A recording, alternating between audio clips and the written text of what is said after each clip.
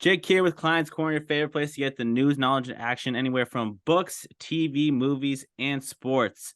On today's episode, we have a very special guest for you guys today.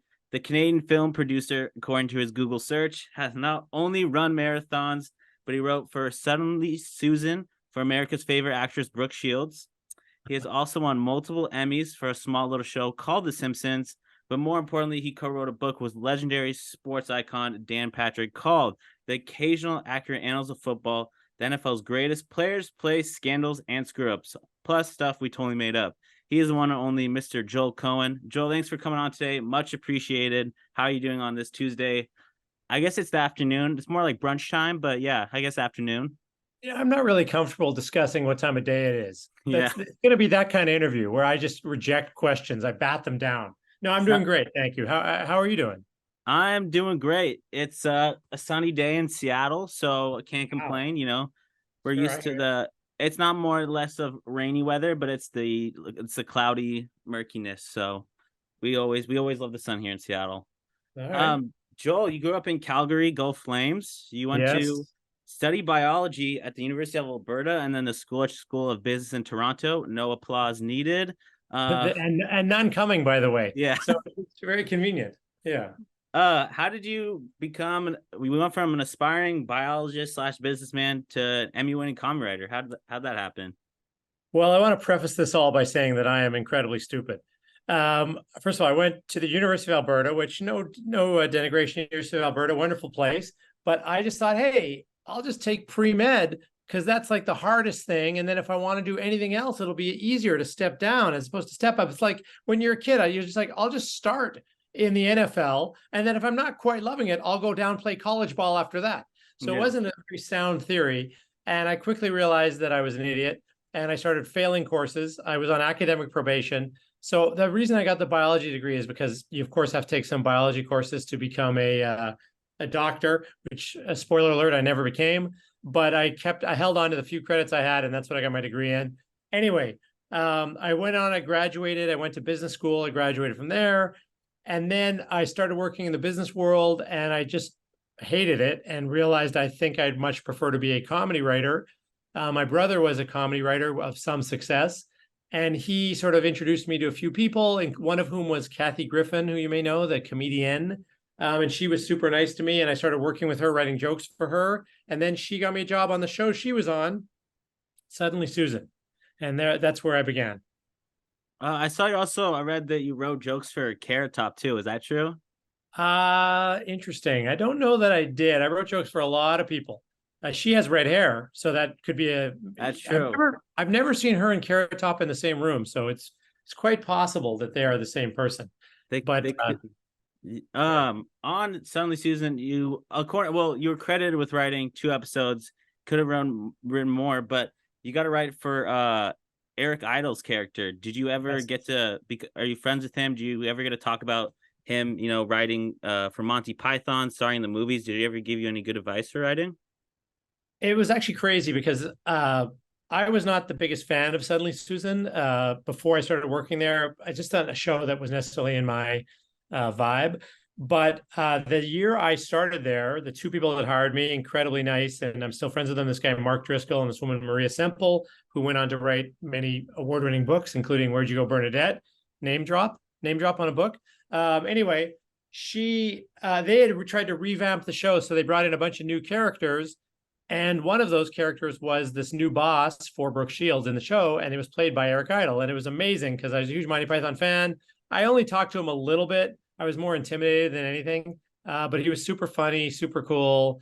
As a small piece of trivia that will entertain nobody, but where are you going to go? I own the podcast now, man.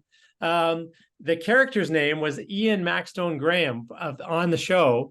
And I later came to find out that that was named after a writer that Maria knew, who was a writer on The Simpsons, who I ended up working with for about 10 years, the real Ian Maxtone Graham, and I'm still friends with today. So there you go.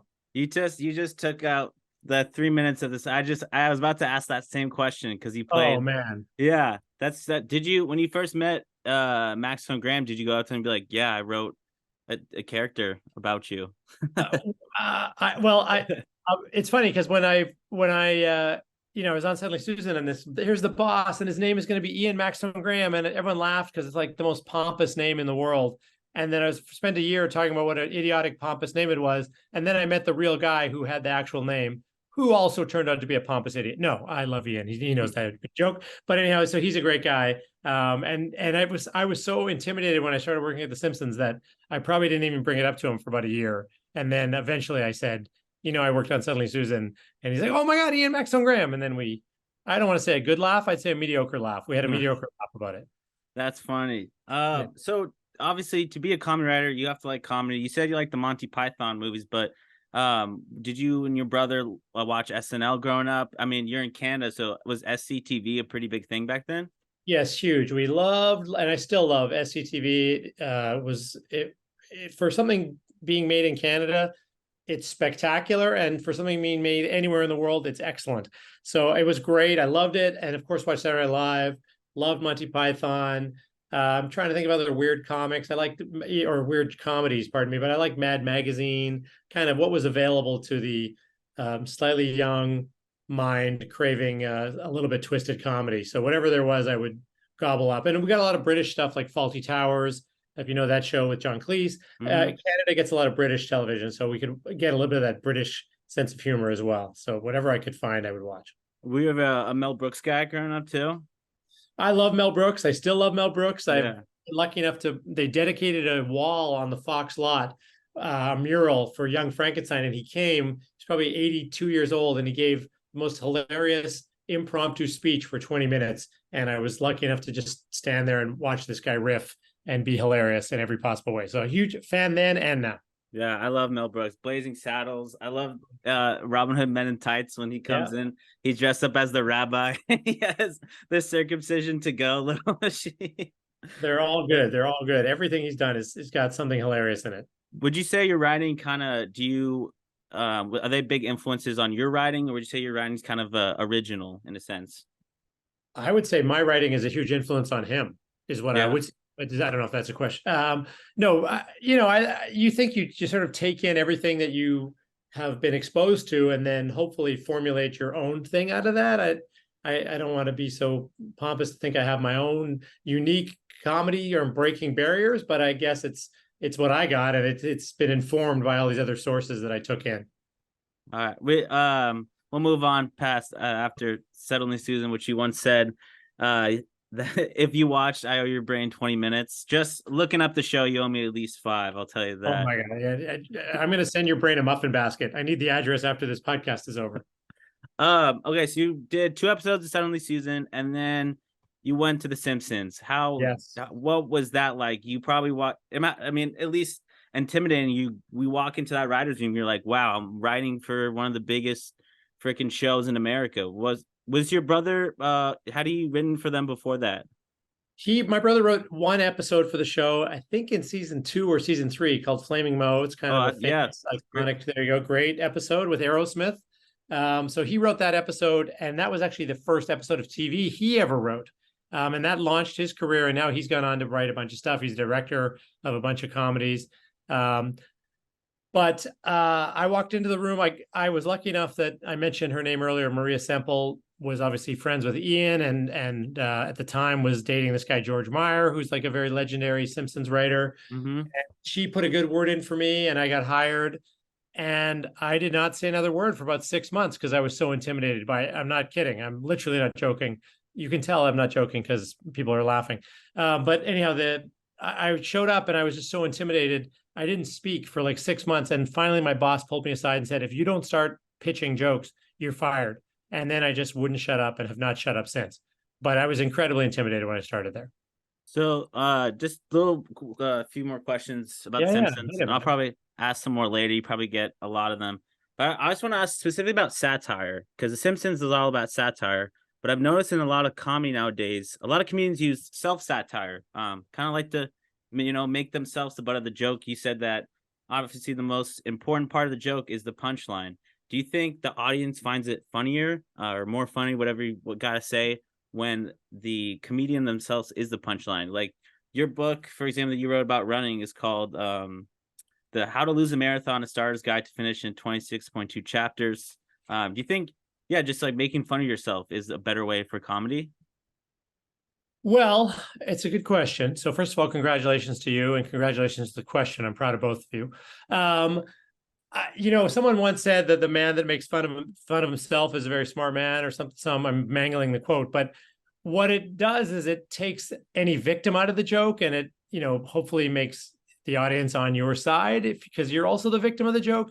What I think has happened a little bit now is that people are more conscious, as we probably all should be, of making fun of a lot of other people for whatever I'll use the word flaws we may perceive they have.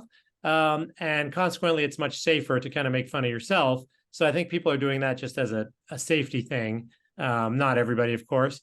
But I think there's nothing wrong with making fun of yourself because you can take it and then you can take it as far as you want to take it as well. So I certainly have been guilty of that. But I will say this with my aforementioned book, How to Lose a Marathon, a lot of the comments were like, it was too self-deprecating, and sort of a friend of mine said she couldn't read it. She felt so bad for me that I was making fun of myself. I'm like, well, I also wrote it. Like, it's me making fun of me, so I'm winning on one side of the equation, right? Gotta let me win somewhere. Anyway, so Yeah. some people don't like that it's too self-deprecating. So if you hate me, you'll love the book. How about that? I mean, yeah, the self, like, it's one of those things that, I mean, my growing up, I had this one nickname that I just did not like for the longest time, but eventually I just like owned up to it. I was like, yeah, either, get away from it or just get with it, and it will go away.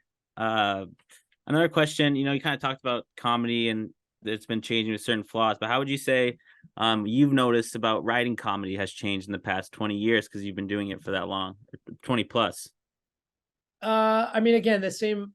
I don't even want to call it sensitivity or oversensitivity because a lot of it is justified. There was a lot of groups that I think were unfairly targeted, and we, as society, have kind of changed and know that we can't do that anymore. So that's certainly been a huge effect.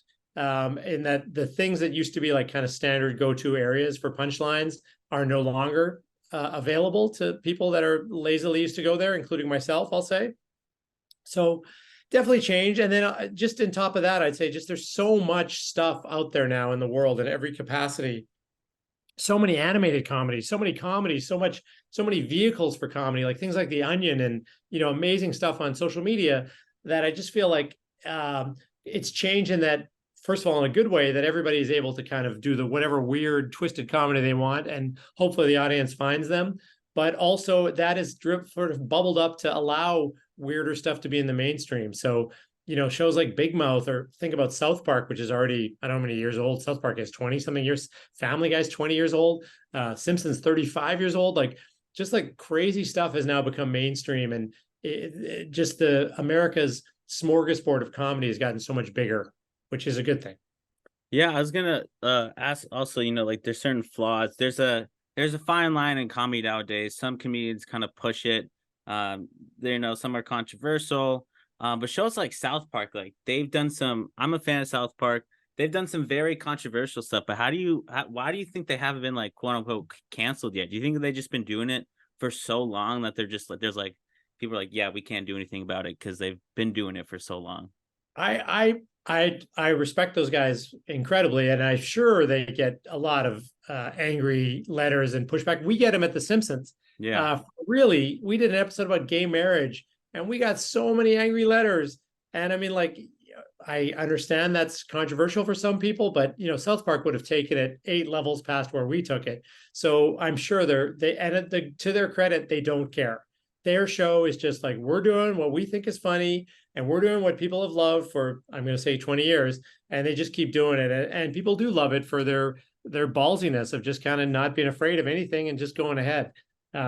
So I think they're not immune. I think they just are willing to ignore it Yeah, I mean until their assassinations. they're good. The stuff they come up with is so genius. Like I don't know if you saw the Harry and Meghan Markle episode. I think I saw a lot of that. Yes, Or yeah, I they would go around tours being like, we want our privacy. yes. I remember it now. Which is it's genius because those guys are just like, yeah, we want our private. We're gonna move to Canada. We want our privacy, but write a book and then do a sit down interview. So Right. it's Totally. just very smart writing. segue into the book that you wrote with Dan Patrick. How would you say you wrote a book about writing in 2017? Sorry, a book about running in 2017. But how would you say, the transition from writing TV to writing a book is? I actually loved it, to be honest. I mean, TV, as you maybe know and you're about to hear, is incredibly kind of grueling, but also very collaborative. So there's a lot of people weighing in and fixing words and pitching better ideas and changing things, which is great because it makes really great products like The Simpsons and South Park and all the other great shows that are on TV because it goes through that group process. Writing the book was very liberating in that it was just me, and Dan, of course, but we could just write whatever we wanted. And then the only sort of, I don't want to use the word pushback, the only sort of other set of eyes on it was the editor, who sometimes would say, hey, this maybe would be better if we cut this or move this or change this or whatever. And they're flexible in a way that sometimes TV networks aren't. So you can kind of a little bit control what's on the page, myself or Dan or both of us together. Whereas in TV, I would have gone through a gauntlet of other people, be they my colleagues or the network or the studio or whoever. So it's very freeing. It's a lot of work, but it's also in that sense very kind of freeing because what's on the page, like it or hate it, is sort of mine and Dan's. I'm sure. I mean, when you write for The Simpsons, how do what is the percentage of jokes you write that get the green light, and then some of the PR people are like, no, you can't say that? The Simpsons is super rare in that we have when the show was starting, Jim Brooks, who's like our executive producer, he told Fox, if you're going to put the show on the air, you can have absolutely nothing to do with it, and that's why it's successful. So they don't really interfere. They do give what they call standards and practices notes or censor notes, where they think something is too distasteful to be on Fox. They think that nothing distasteful is on Fox, but so we've had shows. I'm trying to think of an example. One time they said, please delete Reverend Lovejoy calling the Bible a 3,000-year-old sleeping pill. So stuff like that. That's the kind of note we get, and we don't always do it. We sometimes ignore them. So sometimes we just. I'm trying to think of the other example. We had one time where Homer's father said something suggestive about hooking up with a woman, and they really flagged it. And the thing we changed it to, which has stayed on the show and on an episode I wrote actually, is what is it? Can Honest Abe have another? Oh, give Honest Abe another ride on the A train or something as he points to his crotch, something like that. Anyhow, that was somehow more acceptable than whatever we'd written before. So you never know. Go crazy. Yeah, I can see why. I mean, writing your own book is a lot more liberating because you're like, oh, I can write these jokes and they can go through most of the time, and sometimes they can't. How did this book between you and Dan come to life? Did you approach him, or did he approach you? Were you guys getting beers one day, being like, it'd be funny? We should write a book together? Yeah, that would have been a great way to. I wish I'd thought of that before, man. Where were you 2 years ago? No, I had the idea, and I've always admired Dan because not only is he, incredibly credible as a sports figure, he's also funny. And I thought I want to do a funny book, and who is there in the world of sports that's kind of funny? And I just thought of Dan right away, and I reached out to him, and he was super cool and receptive and open, and has been nothing but that the entire way. Is great collaborator, has come up with some incredibly funny stuff that we, of course, in the book, and just really a breeze to work with. I want to find something to complain about him, but I don't know what that is. I assume he's he doesn't recycle. I don't know what it is, but there's something about him that's dark. I haven't found it yet, but I'll keep looking. He's super funny, and he's in a bunch of like Adam Sandler either movies he's been in or he's produced. Like, he's super funny in Benchwarmers, Yeah. Grown Ups. Yeah, he's just a funny guy overall. I can see it. Did you have you met him before that, or did you just reach out to him? I'll tell you this: I've never met him in person to this day. To this Just day. like on the phone, on Zoom, emailing, of course, we text, but I've never met him yet. I plan to, and I'd like to, but we've just worked together for 2 years, never being in the same room. So 2 years. When did you first start this book? When was the writing process? Well, I bet I approached Dan 2 years ago and said, let's say the fall. And then once we agreed, I had to write a proposal. We had to write a proposal together. We had to submit it. We had to sell it. Then once we sold it, we have to write the book, and then goes through the whole editing process. There's a lot of some illustrations in the book, design. So it's been a 2-year process for sure. So I approached him 2 years ago, and then there was some writing involved, getting him on board, and then of course with him to sell the book. And then once it was sold, I had to actually write the stupid thing. So you wrote on America's Sport, even though I say America's Sport is Nathan's hot dog eating contest. Well, it should be. That's the Yeah. next. That's the next book. The incredible, occasionally accurate annals of hot dog eating. Were you obviously you're from Canada? I assume you're a hockey fan. I saw an interview once. You said you got to meet the great one. Yes, I that did. was probably you were probably start. I can't imagine what that was like. I'm sure he told his friends that he met the great one that day. Yeah. I'm sure. I can only imagine. I can only imagine. Are you a football fan? Huge football fan. It's a Okay. problem. I'm actually using this as a cry for help. I'm 3 fantasy leagues, 2 pick'em leagues, 1 other league. I need someone to step in. Yeah. Are you a did you ever watch the show The League before? I've seen the league a little bit, and I vaguely know those guys just a tiny bit, but I haven't seen every episode. But it was great. So did you learn in terms of the writing process, like when you guys were structuring the book, did you have all this like stuff that was written about Brady and the Jets? Did Dan write that, or did you guys co-write that, or was he like, here's a bunch of stuff about football, you make the jokes? It was back and forth. Like, I mean, I would say stuff. He'd be like, that could be better. He had some really funny ideas. One of the ideas that, I mean, he had many, many. The one that's jumping to my mind is this funny idea of comparing Tom Brady's diet versus Kenny Stabler's diet. Kenny Stabler, this famous partier, drinker, etc. Tom Brady, eats a piece of salmon and has to do 50 push-ups to get rid of it. But like just that idea, Dan had this funny idea about things not to bring to a tailgate. A whole bunch of stuff on Howard Cosell, and then just obviously the whole thing's done in concert, but great ideas all the way through. Yeah, I was gonna ask about the section that's called Tom Brady, the worst of all time. I respect Tom Brady as a player. 7 rings, he won a lot of Super Bowls, but I would say I'm a little bit of a hater of Tom Brady, as much a lot of people are. Can you tell us a little more about that book? Because the worst of all time is a very strong statement. So tell us about that section. It's meant to be titillating, to generate conversations like this, but it makes it's called Tom Brady, the worst of all time, a strained argument in 5 parts. And it makes 5 weak arguments on why he's the worst of all time, including like, yeah, sure, he won a lot of Super Bowls. He also lost a lot of Super Bowls. No one ever talks about that. He almost lost as many Super Bowls as anyone else. He's lost 3, and only I think Frank Reich and one other guy, maybe Fran Tarkenton, have lost 4. I don't even know who the other guy is, but I haven't read the book. But there's also a bunch of other stuff like, he's if he was the greatest, wouldn't he have taken a more humble number like 99 instead of like sort of the cocky middle of the road was a 12 that he wore? Mm-hmm. And there's other weak arguments along the same line of why Tom Brady may be the worst. There's an argument. There's a guy that was a starting linebacker for the Chiefs, a rookie, played 1 season, won the Super Bowl. Tom Brady's played 20 seasons? What did he win? 6 Super Bowls? That's a lot of not winning the Super Bowls. This guy on the Chiefs says, Ben Skowronek, that's the receiver. This guy, Troy Kalfakakis, or whatever his name is on the Chiefs, played once, won once. Isn't he the greatest of all time? Yeah. Honest, there's a bunch of I mean, I'm a Seahawks fan, so that. Sorry.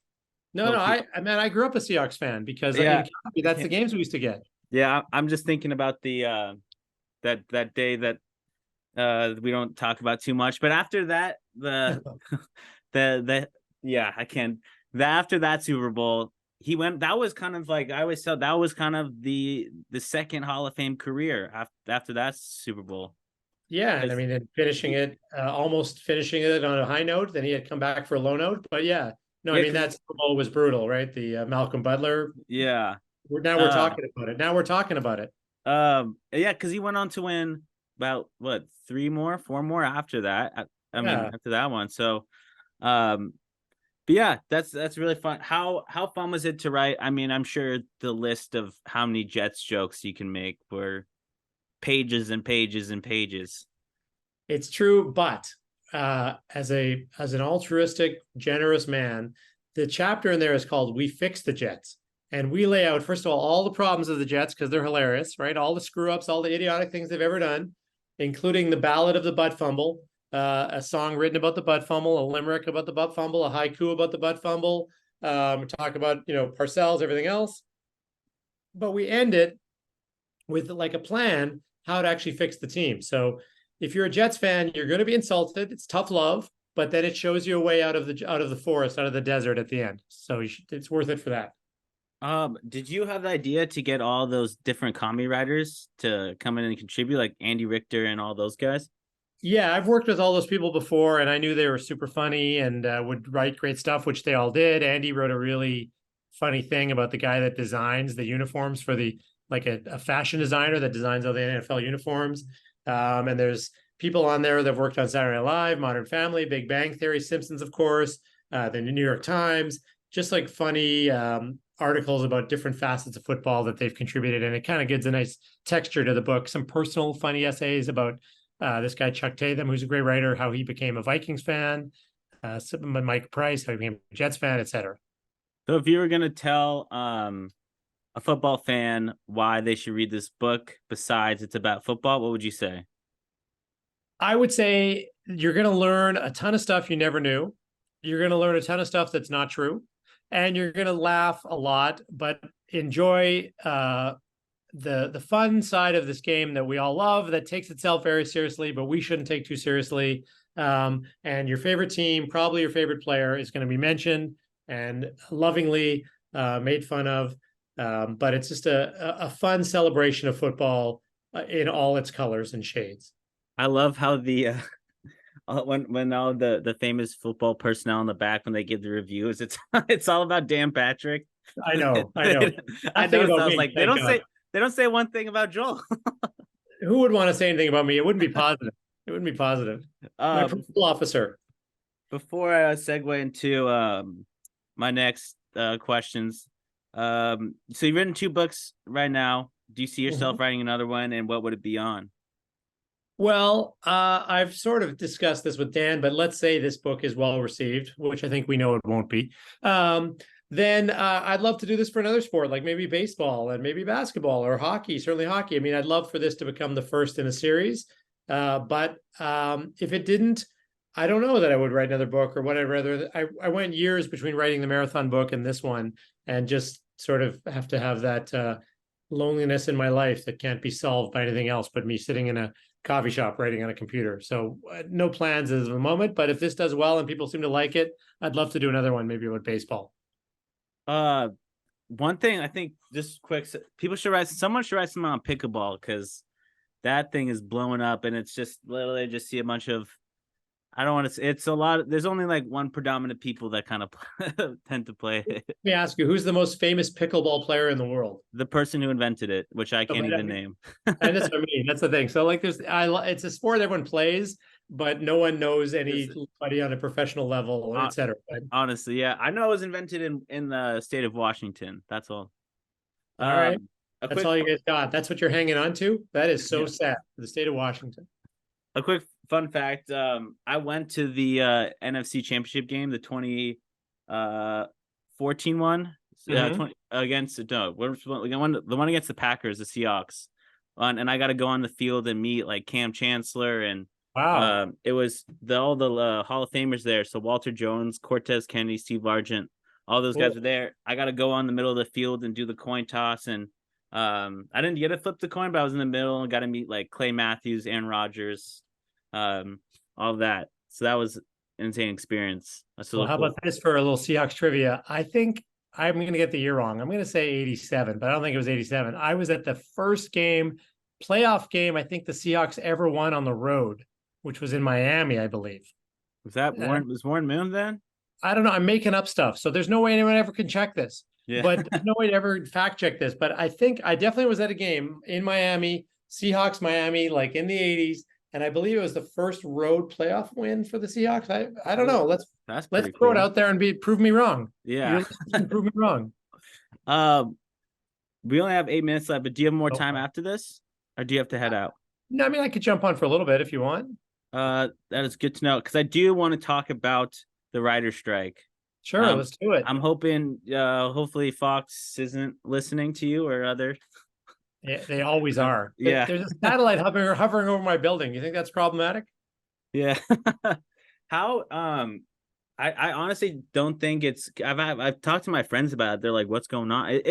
I mean, it's been over 100 days now. It was in April that the Writers Guild of America 97.9, basically 98% of them agreed on a strike. That's got to be insane. Like only basically 2% or 2.1 were just like, no, let's not do this. How impactful is that for you as a writer?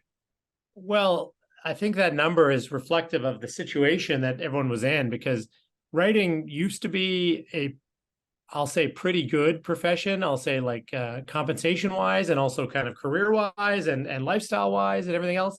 And just I think partly because of streaming, it's just really has not turned out to be that way for many Mm-hmm. people, and it's very hard for people to even make a living sometimes as writers.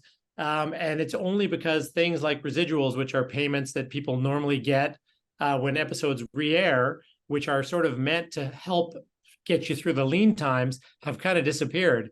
So people are having to work, 2 or 3 jobs, writing jobs, or 2 or 3 jobs, non-writing jobs, driving Uber, restaurants, whatever, just to kind of, have a life.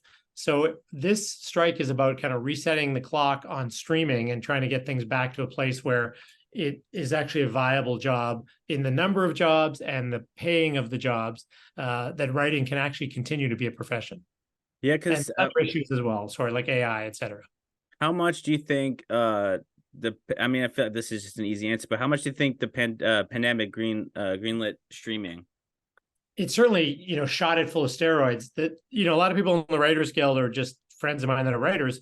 We all kind of agree that the time to go on strike should have been 3 years ago, but it was unfortunately during the pandemic, and it wouldn't have made sense for anybody to go on strike then.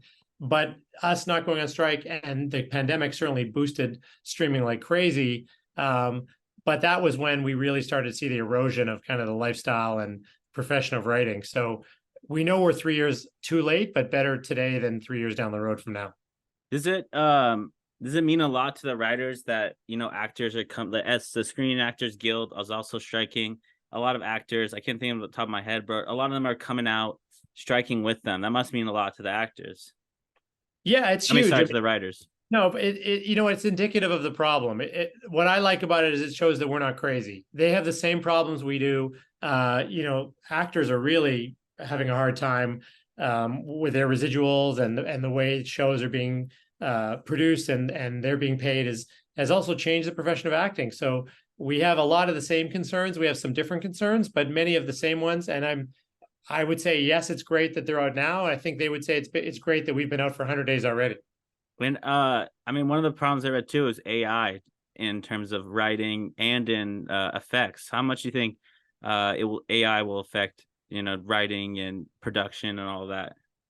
It's a huge thing, and I don't think it's limited to writing. I don't think it's limited to actor. I think it's coming for all of us, and the sooner we can kind of try to regulate it, or at least make it responsible to the places that it kind of gathers its intelligence from, and compensate those sources, is super important. And I feel like, in a way, our strike is the very tip of the spear that's coming for a lot of industries where AI is going to start seeping in and getting rid of a lot of jobs. So in that way, I'm a bit of a hero. I'm fighting for all of you. Were you a part of the Simpsons like the Simpsons reunion strike? Were they? Oh yeah. I was, and we've had people just do anything to make the picket line less boring. We've had 3 Canadian themed pickets. There's every day there's some other theme going on. A Philly picket. Yeah, we had a big Simpsons picket, which was great. Conan O'Brien came out to that one. Yeah, We gave away tacos. Yeah. So, and I just hope this thing ends soon because I don't want to do a 4th Canadian Day picket. I'm tired of those people. yeah. I think it's really cool that you're right. Simpsons, one of my favorite shows like ever of like probably of all time. I've always thought Sideshow Bob's my favorite character.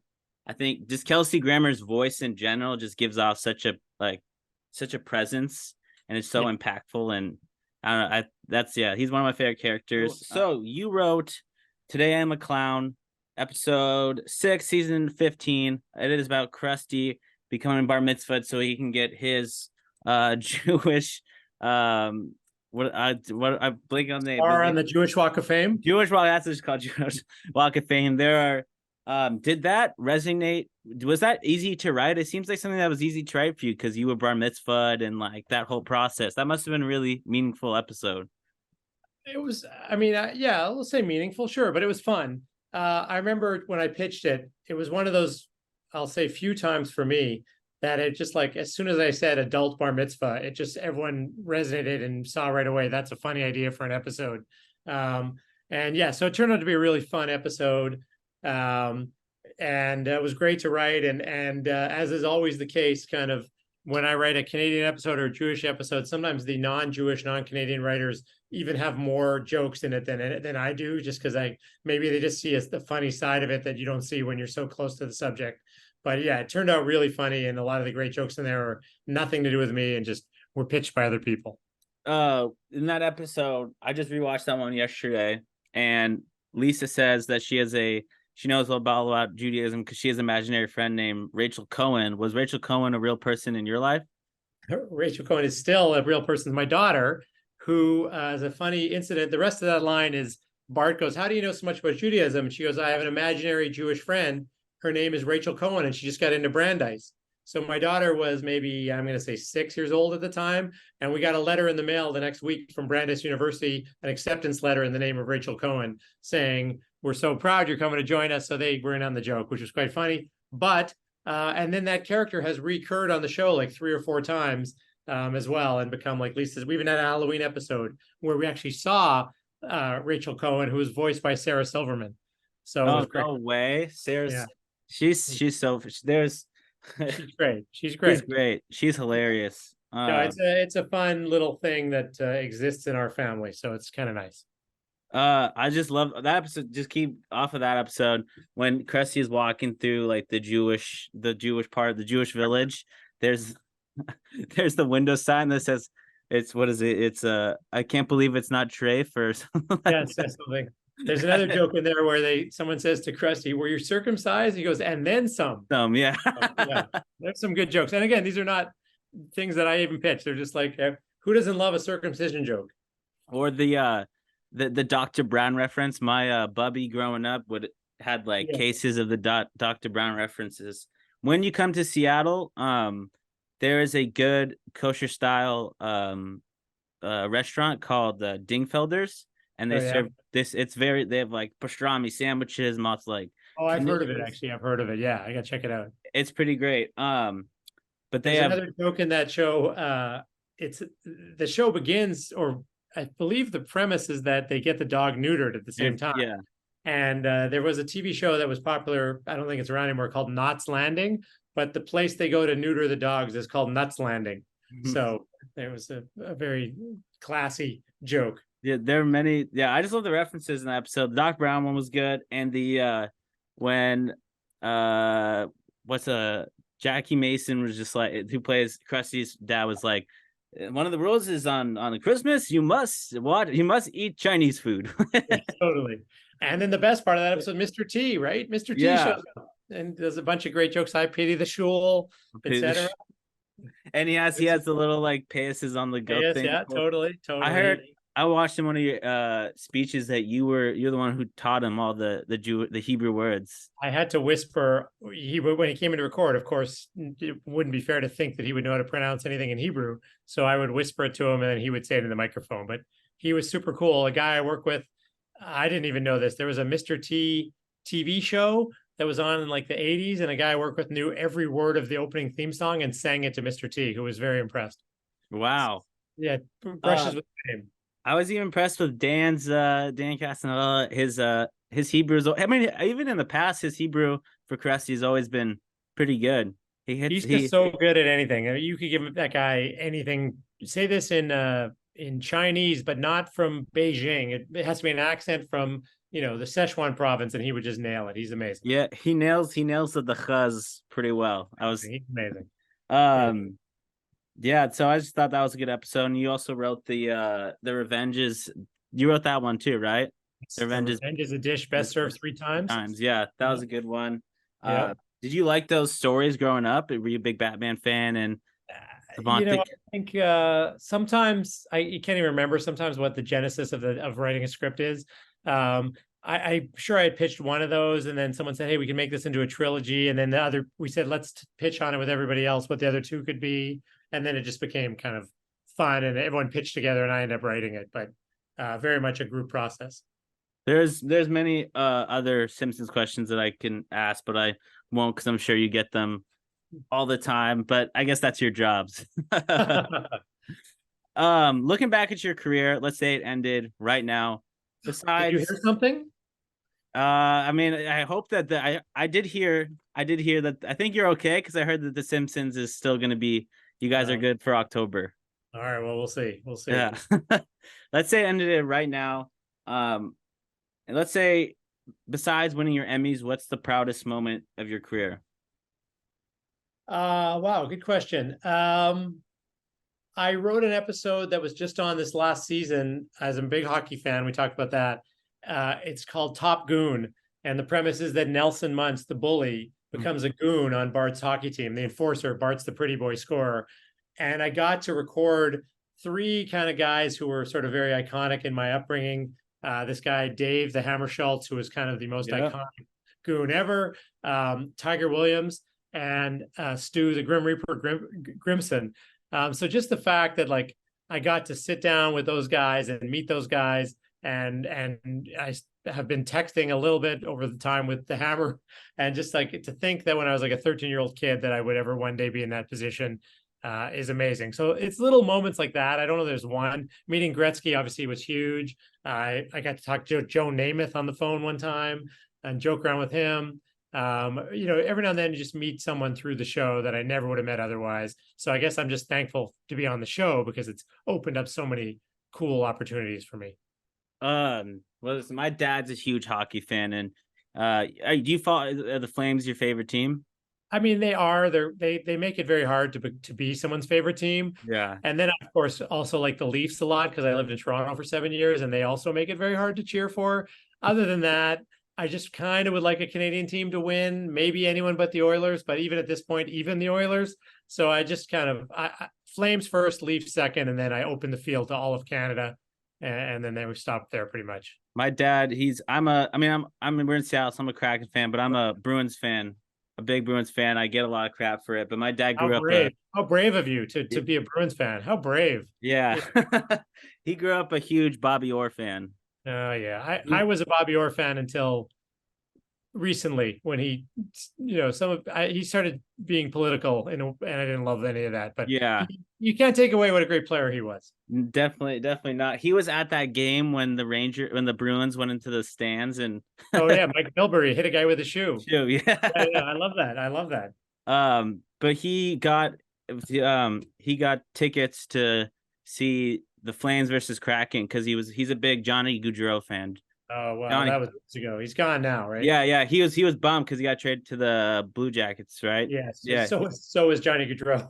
yeah. No one wanted that story. Yeah, exactly. Johnny Hockey. Johnny Hockey, exactly. That's all the questions I have for now. Thanks so much for your time. I really appreciate you I reaching appreciate out to you me. making the time, and I appreciate you doing this. So thank you so much. Yeah.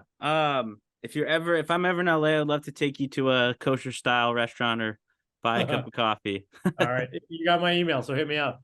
Sounds great. Thanks again. Have a good rest of your day. Okay, take care, man. Yep. Bye. Bye. Really enjoyed getting to talk to Joel today. Super nice guy. I loved learning more about his career, his thoughts and feels on the writer's strike, which I think is really important because he's a writer himself, and his process on writing the book with Dan Patrick. You can find his book, The Occasional Accurate Annals of Football, the NFL's greatest players, plays, scandals, and screw-ups, plus stuff we totally made up, dropping on September 5th. You can pre-order it on Amazon today. This has been Jake with Klein's Corner. Thanks for watching.